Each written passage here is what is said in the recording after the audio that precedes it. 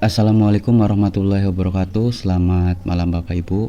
Dalam kesempatan ini saya akan sharing informasi mengenai paling banyak dari pelamar yang tidak memenuhi syarat, faktornya seperti apa aja gitu ya. Jadi ini dari tahun ke tahun yang tidak memenuhi syarat ini masih masih banyak gitu yang secara administrasi belum paham, apalagi PNS ya, yang mungkin PNS ini banyak yang fresh graduate, artinya baru pertama kali melamar. Tapi ini tetap dari tahun ke tahun untuk SSC ASN dari verifikator banyak yang mengeluhkan, atau yang bukan mengeluhkan ya, jadi banyak yang dari menitik beratkan pada hal-hal seperti ini ya, seperti administrasi, format surat dan lain sebagainya. Ini sebenarnya hal yang mendasar ya kalau yang biasa ikut seleksi gitu. Baik, saya akan satu persatu nanti akan bahas ya Bapak Ibu. Yang pertama ini ada TMS. Nah, dari verifikator itu menjelaskan bahwa surat pernyataan 5 poin ini pernyataannya tidak pindah penempatan dan surat lamaran. Kemudian tidak sesuai yang dipersyaratkan, tempat lahir tidak menunjukkan nama kabupaten. Berarti dari sini Bapak Ibu bisa menunjukkan atau bisa menyimpulkan ada 3 yang harus diperbaiki ya. Ini khususnya bagi Bapak Ibu yang nantinya misalnya sekarang Bapak Ibu belum bisa mendaftar ya, belum bisa mendaftar anaknya atau saudaranya atau bahkan Bapak Ibu sendiri. Nah, ini sebagai pembelajaran di tahun berikutnya, barangkali ada pembukaan lagi, ini perlu diperhatikan. Surat pernyataan 5 poin ini dari tahun ke tahun ini masih banyak yang gagal di sini ya. Jadi surat pernyataan 5 poin ini surat pernyataan yang nantinya Bapak Ibu itu ada apa ya, ada materai, kemudian Bapak Ibu surat pernyataan ini tiap tahun itu akan berbeda, jadi formatnya itu harus menyesuaikan. Nah, di sini kemungkinan surat pernyataan 5 poin ini, kalau pengamatan saya ya, ini tidak sesuai. Pernyataan 5 poin ini formatnya format dari tahun kemarin atau bahkan format dari P3K ya. Padahal ini jelas berbeda, sama-sama ASN, tapi ini kan poinnya P3K dengan ASN kan berbeda ya, dengan CPNS maksud saya. Kalau CPNS itu 10 tahun tidak, di dalam pernyataannya itu salah satu poinnya 10 tahun tidak boleh mutasi ya. Kalau di P3K itu setahu saya tidak ada kata mutasi ya, atau harus menempati instansi yang sudah dituju gitu, tidak boleh pindah-pindah.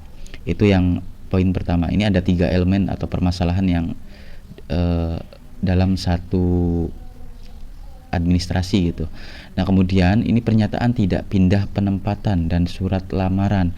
Nah, selain pernyataan, di sini ada pernyataan tidak pindah penempatan dan surat lamaran. Ini di surat lamarannya pun Bapak Ibu masih salah ya.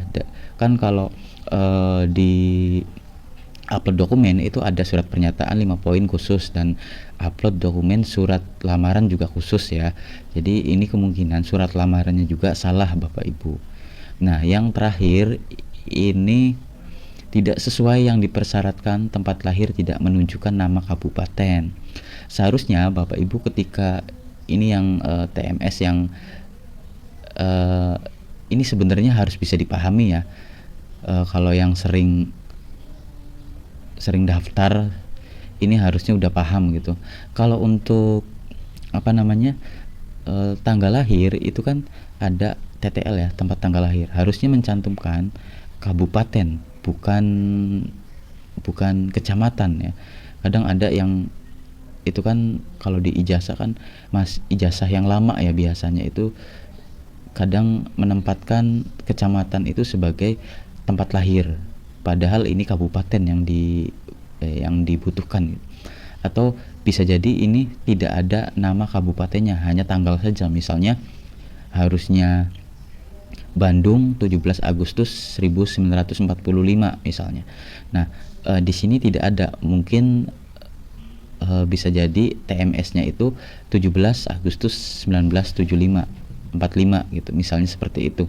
Tidak ada tempat lahirnya, misalnya Bandung, harusnya kan Bandung, 17 Agustus 1945. Tapi kemungkinan pelamar ini hanya menuliskan 17 Agustus 1945, tidak ada kabupaten karena ini sudah tertera ya. TMS yang kedua, di sini alasan TMS dari verifikator itu surat akreditasi tidak sama dengan tahun kelulusan di ijazah. Ini kadang terkecoh ya oleh Bapak Ibu yang mungkin tidak paham juga mengenai Badan Akreditasi Nasional ya, atau BANPT. Di sini harusnya Bapak Ibu sudah jelas kalau di poin akreditasi itu harus melampirkan minimal prodi. Ya, minimal prodi akreditasi apa. Kalau tidak ada prodi akreditasi, itu Bapak Ibu bisa melampirkan sertifikat, scanan sertifikat atau file sertifikat dari kampus ya. Nah, untuk berlakunya akreditasi itu 5 tahun sekali ya. Jadi nanti diperbaharui 5 tahun sekali. Namun yang diminta persyaratan untuk upload sertifikat akreditasi itu sejak tanggal diterbitkannya ijazah. Misalnya Bapak Ibu itu lulusnya di tahun 2015 misalnya. Berarti akreditasi kampus atau prodi yang digunakan itu 2015. Ya, 2015 misalnya Bapak Ibu 17 Agustus 2015 misalnya tahun lulusnya atau tanggal ijazah diterbitkannya. Nah, berarti Bapak Ibu harus harus tanggal akreditasinya itu harus mencakup sertifikat akreditasinya itu 17 Agustus 2015. Rentan waktu seperti itu ya. Jadi jangan yang terbaru, tapi harus mencantumkan sesuai tanggal kelulusan di ijazah. Meski Bapak Ibu itu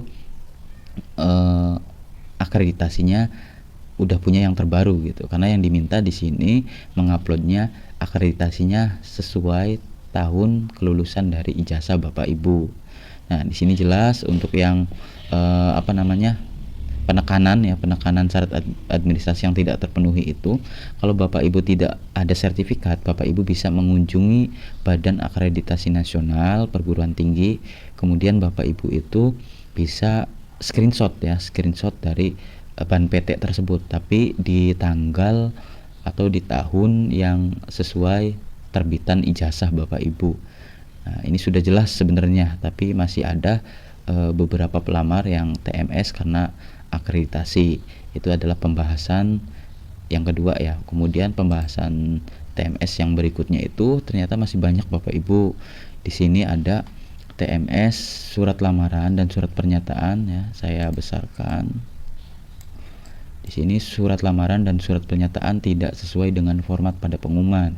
Ini kalau Bapak Ibu paham, kalau misalnya Bapak Ibu daftar di Pemda ya, yang dibukanya itu Pemda, maka Bapak Ibu harus surat lamaran dan surat pernyataannya itu sesuai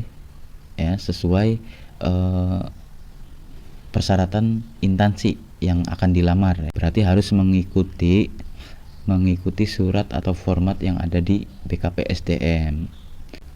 Jadi seperti itu Bapak Ibu. Sebenarnya masih banyak juga yang alasan tidak memenuhi syarat ya.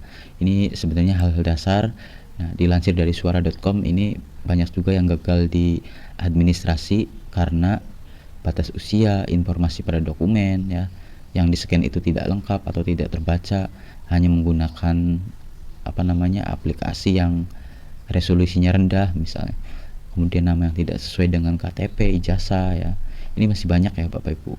Tapi yang paling banyak ini seperti ini. Seperti yang tadi saya bahas.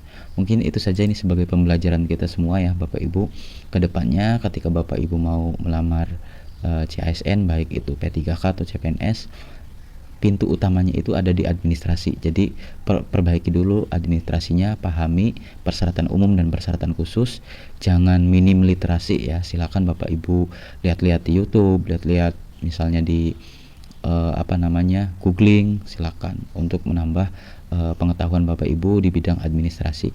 Mungkin itu saja, saya akan nanti bahas mengenai CPNS dan mengenai tentang ASN ya di channel ini. Silakan nyalakan tombol notifikasi untuk tidak ketinggalan informasi berikutnya. Saya akhiri, wassalamualaikum warahmatullahi wabarakatuh.